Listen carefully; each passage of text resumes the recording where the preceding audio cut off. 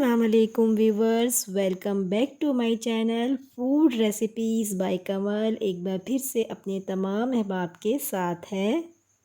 आज हम बनाएंगे सर्दियों का वो स्नैक्स जो कि विंटर में बहुत ही स्पेशल होता है, जिसका नाम है तिल और गुड़ चिक्की की रेसिपी, जो कि बहुत ही क्विक, झटपट और इंस्टेंट रेसिपी है।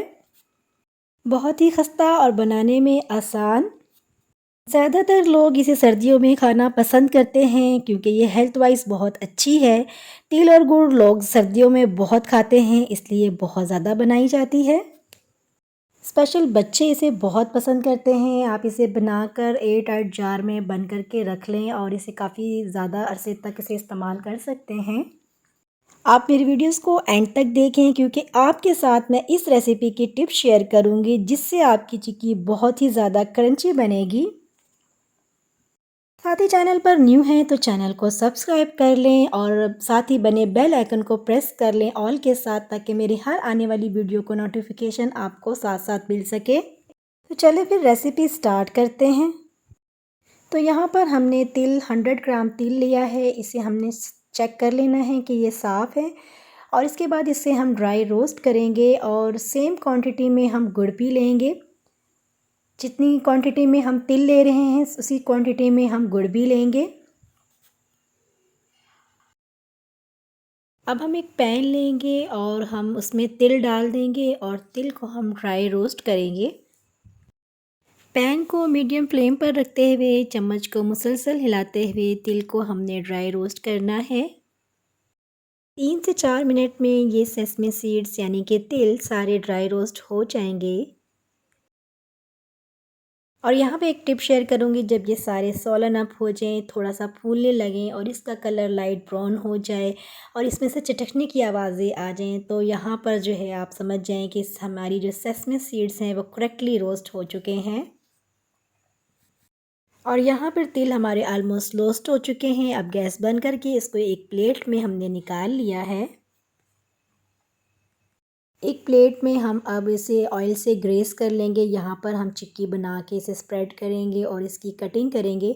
तो उससे पहले हम इसे ऑयल से अच्छे से ग्रेस कर लेंगे। इससे चिक्की बआसानी प्लेट से निकल जाएगी और चिपकेगी नहीं। अब इसी पैन में हम 2 टेबलस्पून घी डालेंगे। अगर आपके पास देसी घी है तो आप वो डाल लें। और इसमें हम डालेंगे गुड़। गुड़ को हमें कुक करना है मीडियम फ्लेम पर। और यहाँ पर एक और टिप मैं आपके साथ शेयर करूँगी कि कभी भी चीनी और गुड़ को हाई फ्लेम पर कुक नहीं करते, बिकॉज़ ये नीचे चिपक सकता है। जनरली चिक्की बनाते वक्त आप नॉन स्टिक पैन का इस्तेमाल किया करें, क्योंकि चिपकने के जो चांसेस हैं वो कम हो जाते हैं और ये हमारे लिए बहुत अच्छा होता है। ये चिक्की ना तो बहुत हार्ड होती है ना बहुत सॉफ्ट होती है। गुड़ की कंसिस्टेंसी प्रॉपर होना बहुत ज़रूरी है।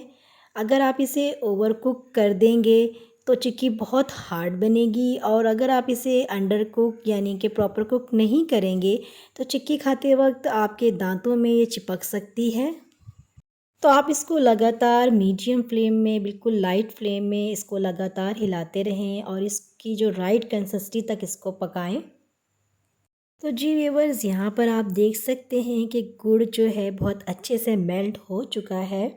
तो इसमें हमने शामिल कर देना है सेसमे सीड यानी कि तिल को, और साथ ही हम चूल्हे को, गैस को बंद कर देंगे। जैसा कि आपने देखा कि गुड़ को हमने बिल्कुल हार्ड नहीं करना है, बल्कि इसकी बॉल कंसिस्टेंसी में इसको रखना है।